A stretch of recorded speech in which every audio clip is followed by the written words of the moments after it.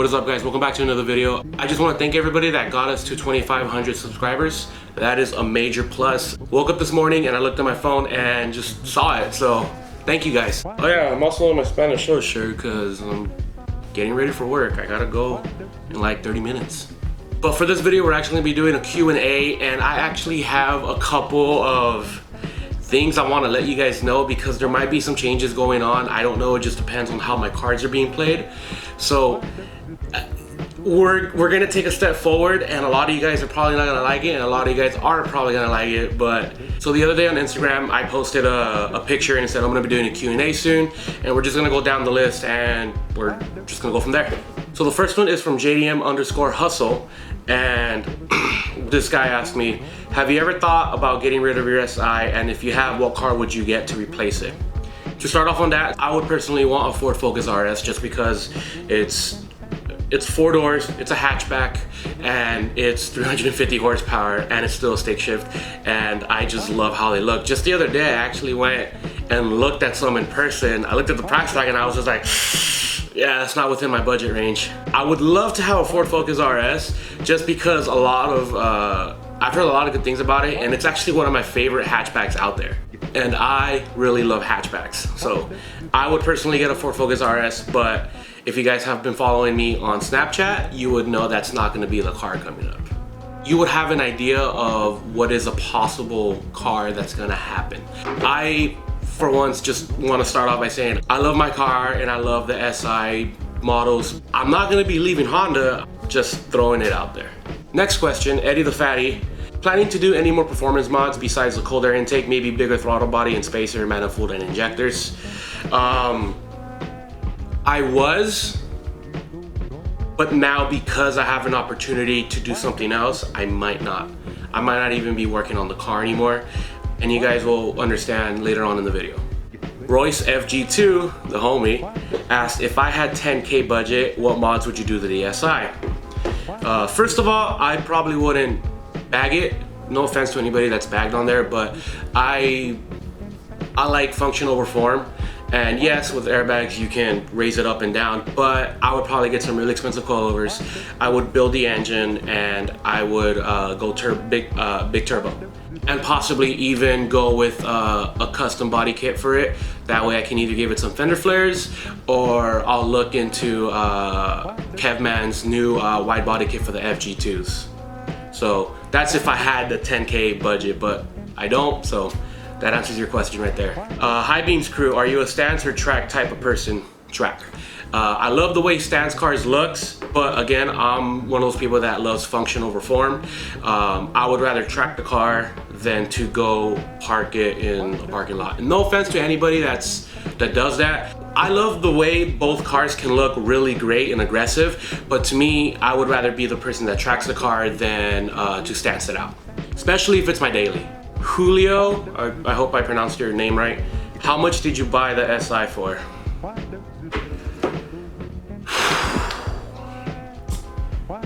When my TC got totaled, I was really devastated, and I really wanted to get another stick shift car. My mindset was, I want a stick shift car. I went to CarMax, first mistake. No offense to CarMax, but they're a no haggle price and you can't do anything with it. So I went to CarMax and I saw the Honda Civic Si, and what sold me was that it came with the Skunk 2 exhaust already, and it came with the body kit that's on it right now, the body kits, you know which one I'm talking about. And that's what got me, because I was like, this car sounds nice and it already looks good. And that was the only reason why I got it. I went inside to do the paperwork, and the sticker price was at $1,600 with less than 70,000 miles on it, and I ended up paying $426 for 5 years. Do the math. That is well over $26,000 I ended up paying for a 2008 Honda Civic Si. I know, it was really stupid of me. When I first got in the car, I drove it and I loved it, and then I went inside. I didn't think about the math until a year later. So I was like, you know what, 400 bucks, yes, I can afford that. Let's go ahead and do it. I pulled the trigger without even thinking about it. My girlfriend was like iffy about it, but I was the one that was like, it's my car, I'm gonna drive it, I wanna do this. So that's what happened. About 10, 11 months down the line, I started noticing, whoa, like, I did the math and I was like, I'm gonna be ended up paying $26,000 for this car that isn't even worth it. I got screwed over in APR because my credit was pretty bad back then, and I was so stubborn and so like, I want this car, this is the one I want, and I ended up doing it, not thinking that I could have gotten a brand new car back then. So I ended up paying $25,000, $26,000, and I'm still paying the car. I still owe $12,000 to the car, and it sucks because I'm right here contemplating like, damn, I still owe 12 grand to this car, and I've done so much to it, and now I'm thinking about changing it up because I don't feel like it's worth me putting the extra 12 grand in payments to something that's gonna be hitting 100,000 miles soon, within the next year. And before you guys start ranting in the comment section, you're stupid, you should have done the math before, and I know I should have. I know I messed up financially, but just like I told my girlfriend, it's not about the money, it's never been about the money. Like, I enjoyed every single experience I've had with this car because I learned so much, and because I got this car, I actually started this YouTube channel because I wanted to show you guys what I wanted to do with this SI. And it sucks because a lot of people say the car is not worth it, and yes, it is not worth that much money, but you live and you learn, and just learn from my mistake, do the math before you guys pull the trigger on making a car payment, because you won't really notice how much money you're putting into the car until it's too late. So I ended up paying about $25,000 for the car. Still paying for it. Now, because I still owe 12 grand for the car, I'm considering trading it in and converting it back to stock, get some money back, and using that as a down payment on another car. I know a lot of you guys are gonna hate it and a lot of you guys are gonna love it, but I feel like that's what's best for me right now, especially because now I have better credit, and now I have a better source of income, especially from work. And to me, it's not worth me finishing paying $12,000 for the car if I can just have the same payments for a new car. Like, I don't care about the money. It's just, money's never been the problem for me until I realized that, damn, I could be driving something else. And a lot of you guys are gonna hate on it, but I'm so sorry, but I might be getting a different car soon. I know I'm gonna be negative in depth on it, and it's gonna transfer to the new car, but that's why I'm saying, if I play my cards right and I do things the right way, I might be able to get something that's gonna last me a very long time. Juan AVI said, I'm sorry. Juan AVI said, what's your future plans for the SI? Trading that bitch in.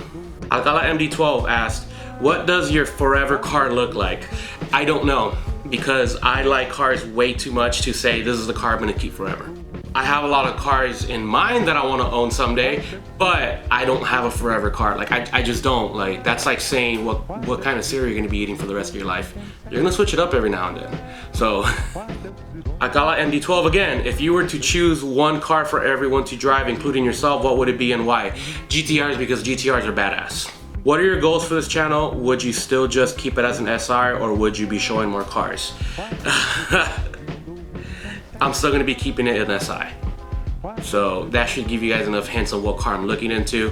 I'm not saying I am gonna get it. I am saying that I'm gonna go look at it, and if it's within, and if the price is right, I might do it.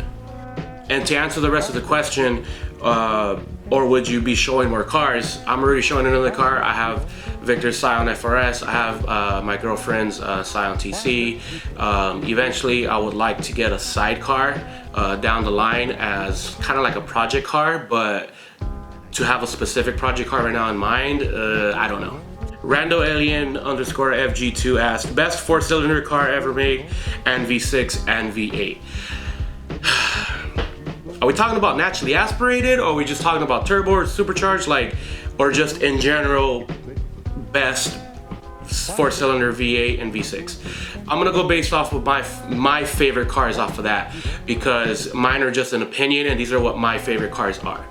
My favorite 4-cylinder car is gonna be the Honda S2000. I think it's one of the best 4-cylinder naturally aspirated cars out there that sounds really, really, really good, especially in the high RPM range.